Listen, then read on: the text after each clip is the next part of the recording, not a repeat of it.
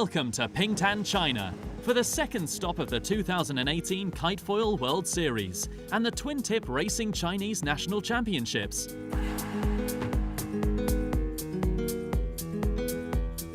Due to its sandy beach and ideal conditions, Pingtan is the place where kiteboarding gained its popularity in China.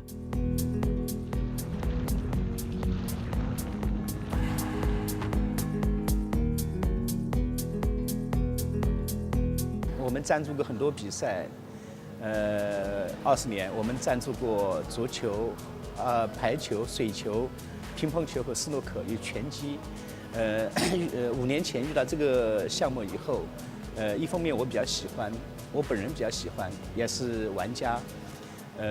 第二方面呢，是因为这个项目还很年轻，帮助他的人很少。作为一个企业，也希望在这个体育方面，做一些贡献，来帮助它有一个新的发展。This week, the world's top kiteboarders gathered, ready to be pushed to their limits for victory and the prize money of $40,000.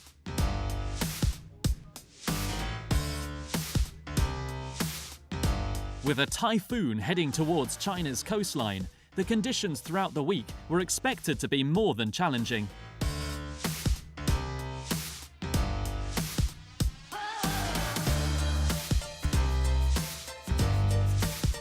We are in Pingtan. It's the first day of the competition. We have all the top 10 riders in the world, and yeah, it's looked pretty windy. The conditions here in Pingtan are going to be very interesting.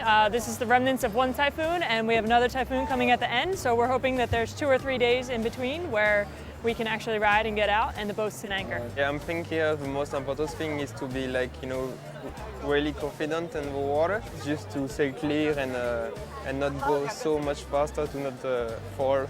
I was pretty happy to win in Wefang, and here is more wind, and I'm pretty good in the strong wind, so yeah, we will see.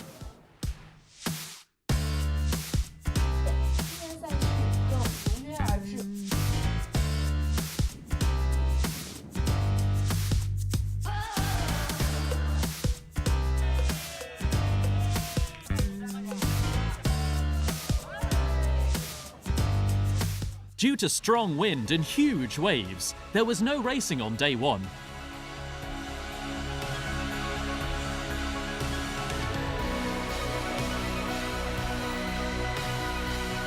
The following racing days were relatively calmer, but remained demanding.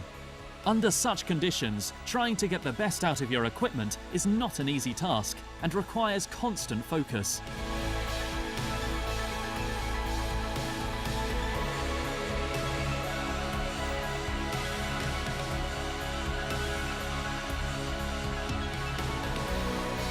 Big wave from different directions, so it is very important to control your board, your kite, to keep the system stable. I think that with where the foils have come to now, they're so easy to adjust your pitch and adjust your angles that they kind of do what they need to do underneath your feet. I know it sounds kind of a little bit too simple, but I think the difficulty is when you've got side chop as well, because it really aerates the water, which means that you don't really know what's going to happen next when you get to the bottom of the wave.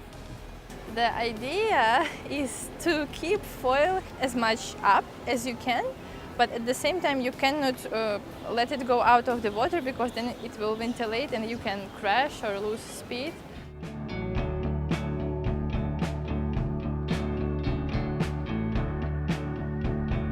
Even if you are quite new to the sport, competing against the best is an option that KiteFoil provides to the kiteboarders.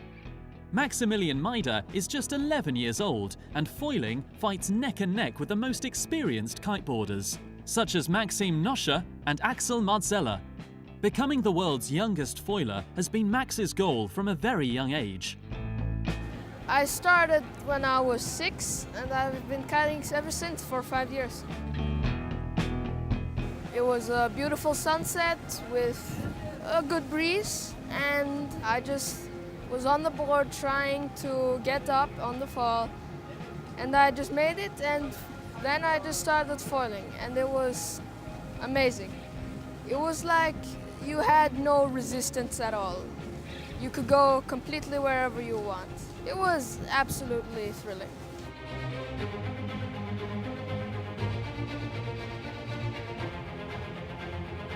Maxime Noscher has been dominating the fleet from the first race, and there was no way for him to lose.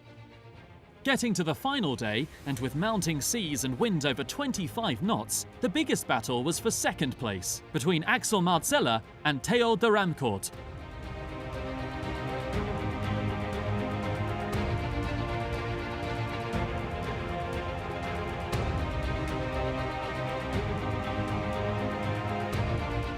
Today is the final day of KiteFoil GoldCup in Pingtan.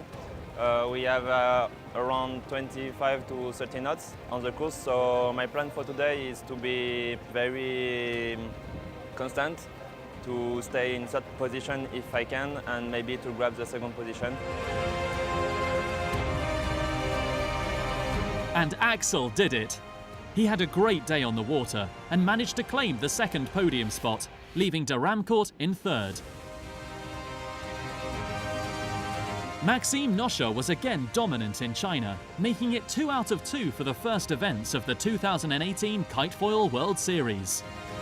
It was a pretty good week for me. I was consistent racing and I won like a lot of racing, so I was quite happy. Just the final day, I was some problem with my kite, but it was still okay. I was making my best and I was faster, so I'm quite happy about this. And yeah, I'm enjoying this weather also, so yeah, that's good.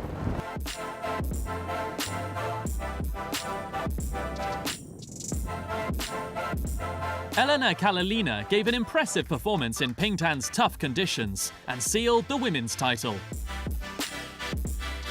This week was a bit unusual for me because we had competition in different conditions and sometimes they were very hard, but I'm happy because it was a very nice experience for me and we had a lot of good racing here.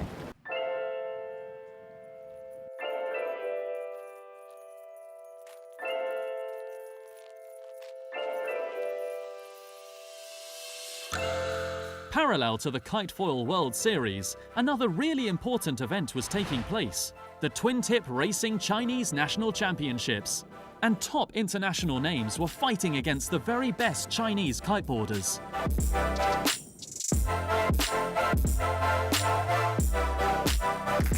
The Chinese riders, they're amazing. They're training every day and they're getting faster and faster. And I think they have a bright future in kiting. I've seen them already on Hainan in May. Already there, they were one of the fastest for sure. They're just training every day and they're getting better and better.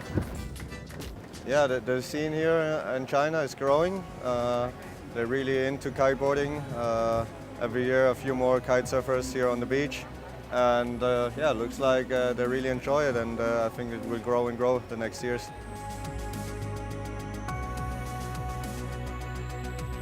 The top podium spots were taken by the Chinese in both fleets. Zhang Haoran really pushed his equipment, extracting every ounce of speed, and was victorious in the men's, whilst Jingle Chen was dominant once again in the women's. A huge success for Chinese kiteboarding. I hurt my ankle before, so I took the rest for 2 months. I just started in this month, so I'm so tired in the competition, but I just try to do my best.